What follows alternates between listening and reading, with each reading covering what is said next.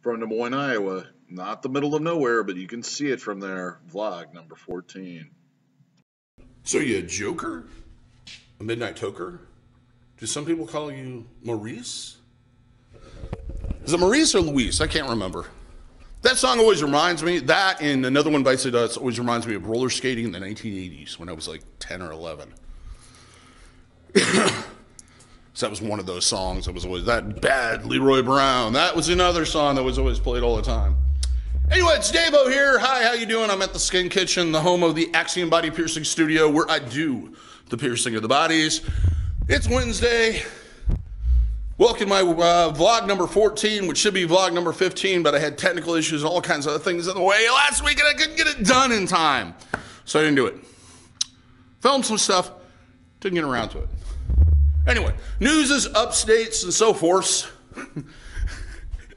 I don't know what the hell's wrong with me today. News and so forth. First off, on the studio side, we have, I just published a blog. If you're interested in getting male genital piercings on dioids, or doodads, as they were originally called, check that out at axiumpiercing.com.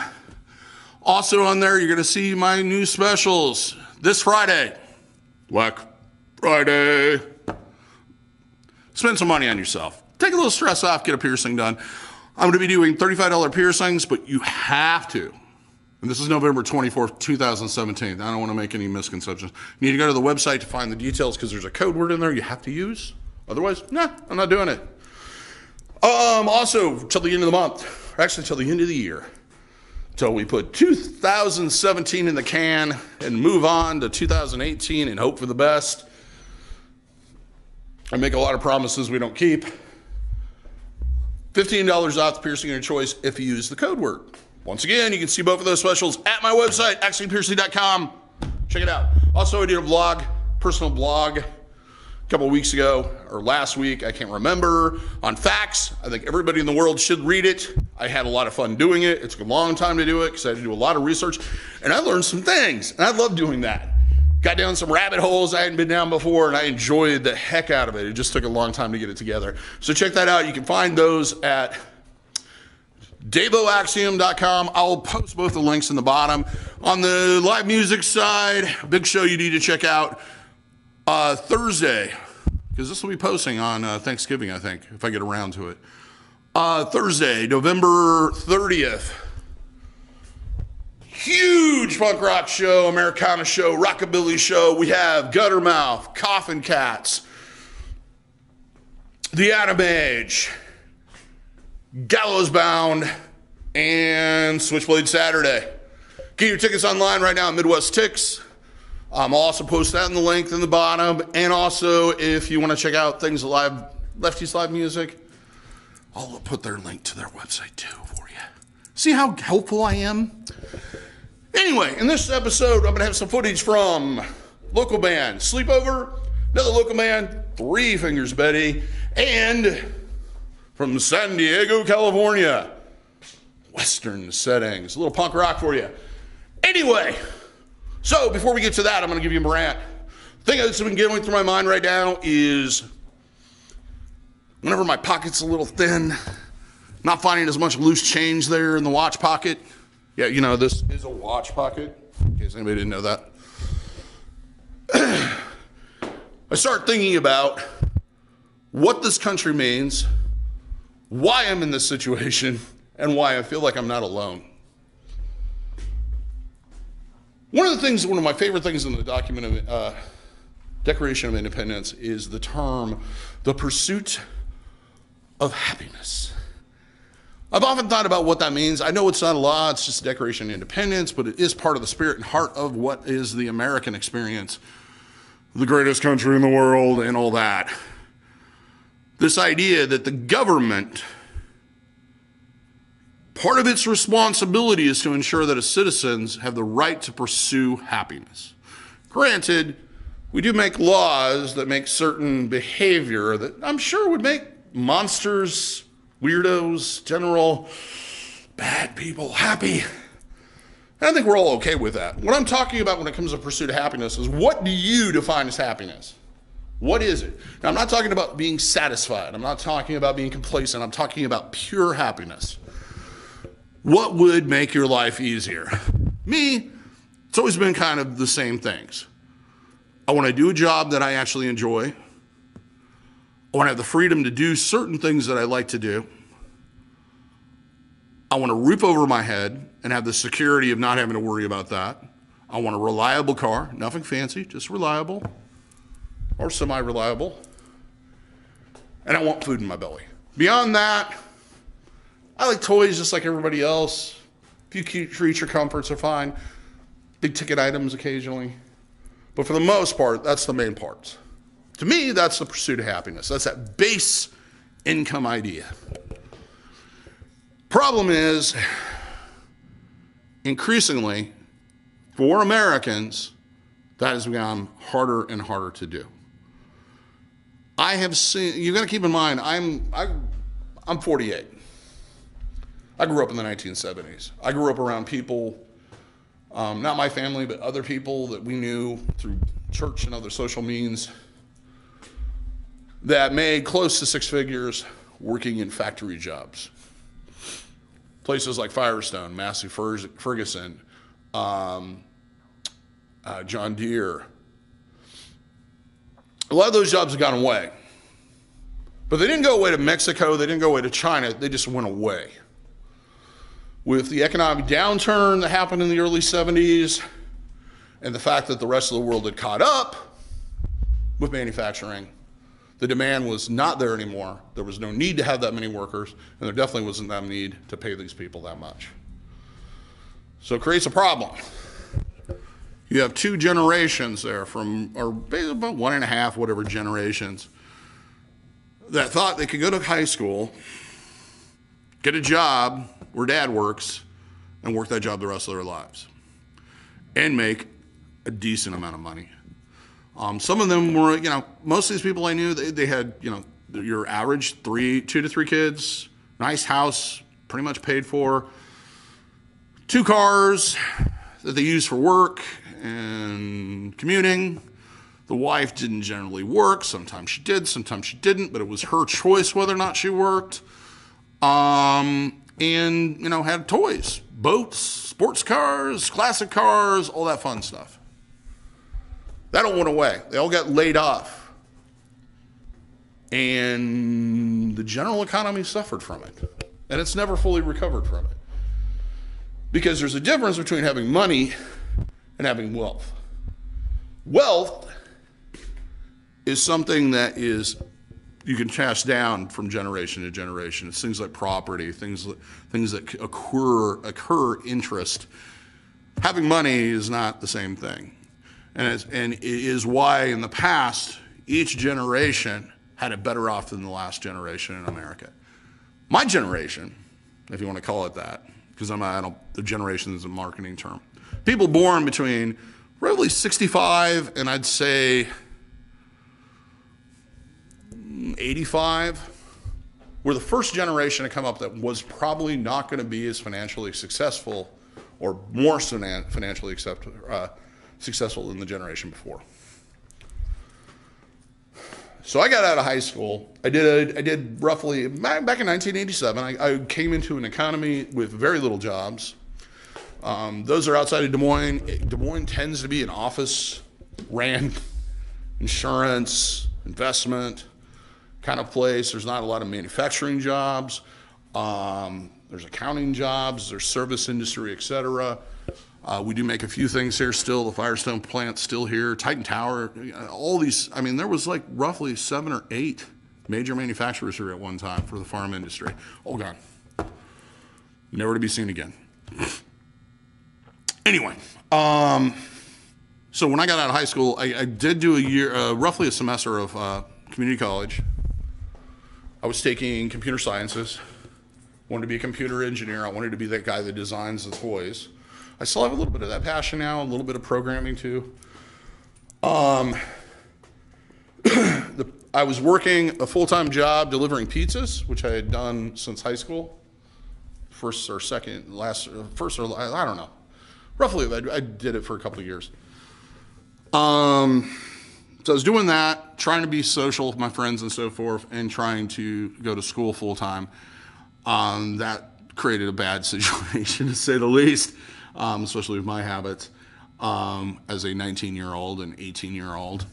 Also, on top of that, the professor, one or two of them, kind of browbeat me to death with this idea that what I was really getting into was a stuffy office job. It wasn't this wild and crazy exciting thing that it was. It was this kind of dull, boring drudgery with the full collar, the leash, and the jacket. That didn't interest me at all. I basically kind of just faded out of high school, or out of college. I didn't really quit. I just, kind of go and feel like it. And there was other issues, but I won't go into them. At that point in time, a friend of mine got me a job working at a third-party collection agency. I did that for about 6 years. Really good at it. And at times, it was an enjoyable job. Towards the end, though, I was beginning to notice some things about myself and where I was going, and also the people around me. I would look around the office and I'd go, alcoholic, alcoholic, alcoholic, alcoholic, drug addict, maybe? Born again Christian, alcoholic, alcoholic, alcoholic. My drinking was out of control because that was the only way I could deal with the stress. I had to do it to sleep at times, took a six-pack to go to bed. I really got to a point in my life where I was like, I need to change something, or this is going to be the rest of my life. Lucky for me, I was in a position where I knew people and I had interest and knowledge about body piercing, and I started my own business. Starting your own business, I wouldn't advise it unless you want to work a lot.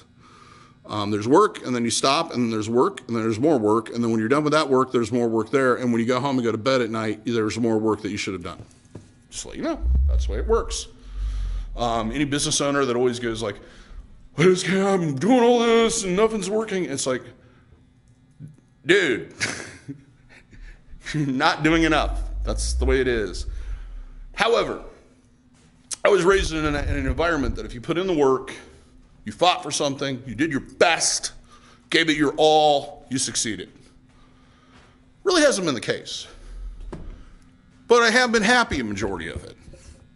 It kind of goes up and down. There are periods of time where I'm just like, I'm done with this. I'm moving into Montana and raising buffalo.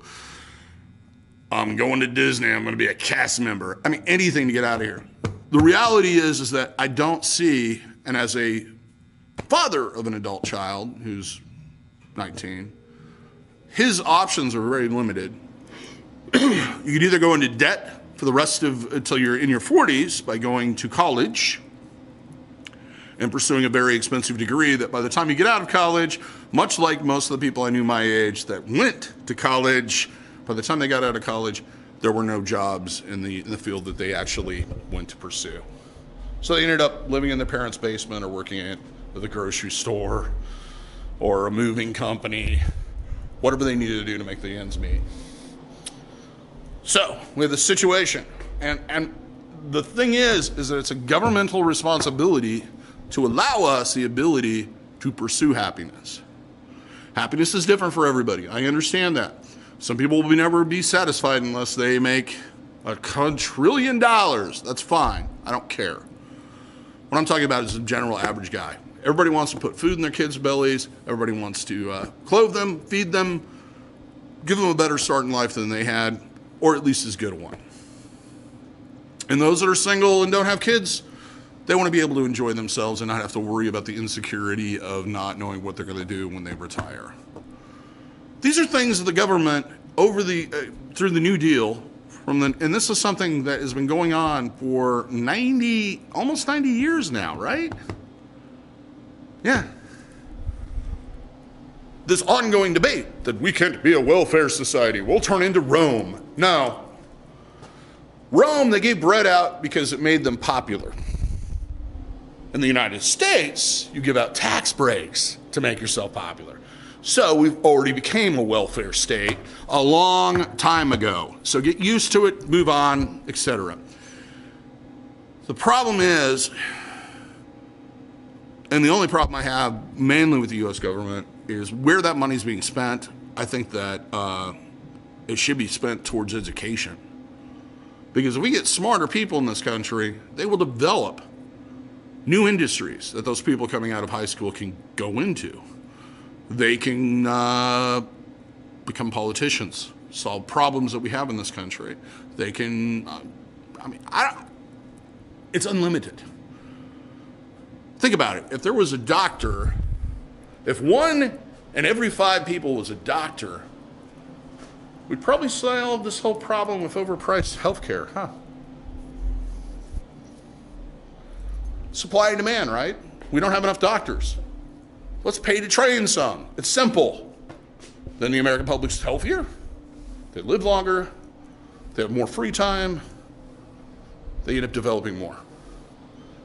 We should be not only the wealthiest country on the planet, but part of our pursuit of happiness should involve being the most educated and intellectual on the planet. Hands down. Because the whole idea of modern society is free time. And with free time, you can do things that you creatively and otherwise that you can't do if you're working all the time. I look at a lot of people, we all know somebody, either family, friends, etc., that works 1 dead-end job in the morning, 1 part-time job in the afternoon, 1 more till midnight, and then on his off time, in between the jobs, works for Uber or Lyft. And it's not because they're trying to pursue and make more money. It's not because they're trying to become more rich. It's because they're trying to find some form of stability. The labor movement in this country fought really hard to get that 8-hour day. And we've lost it economically. So anyway, I could go on and on about this. I don't want to get into don't give tax credits to any corporation on the planet. I could go into the fact of the matter is that up until the 1970s, we taxed those making more income than anyone else, especially the top 1%, up to 85, sometimes 45% of their income. And then during World War II, it was 95% for anybody making, I believe, over $100,000. Think about that one. How many people you know would have to pay 95% income to taxes? And what amount of revenue that would produce and what they could do with it? So on that downer, pursue your happiness however you can. Vote for people that are smart. Get them in office and change things. Because we have so much potential. So I've babbled on enough. Here we go. From Des Moines, Iowa, Sleepover. These guys have been in a few different bands. I think you'll dig them. They put me in the mind of a lot of different bands. Here they are, Sleepover. Hey, we're back in business. Yeah! That guitar is less probably in tune, right? Yeah, sounds good. This one's called Copy of Me.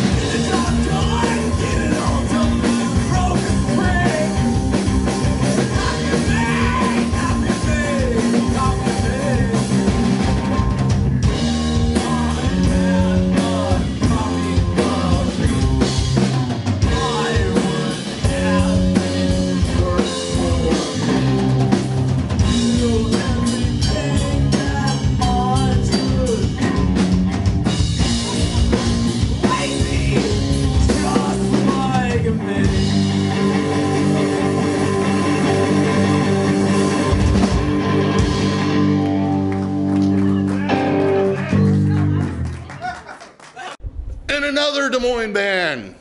2 fingers. Not 3, not 4. 2 fingers, Betty. Bringing on some punk rockin' something or other. I don't know where I'm going with that. Some punk rocks. And here you go. 3 fingers, Betty. The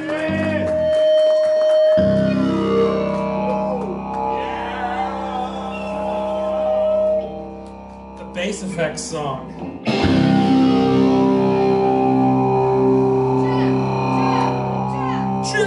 Jeff!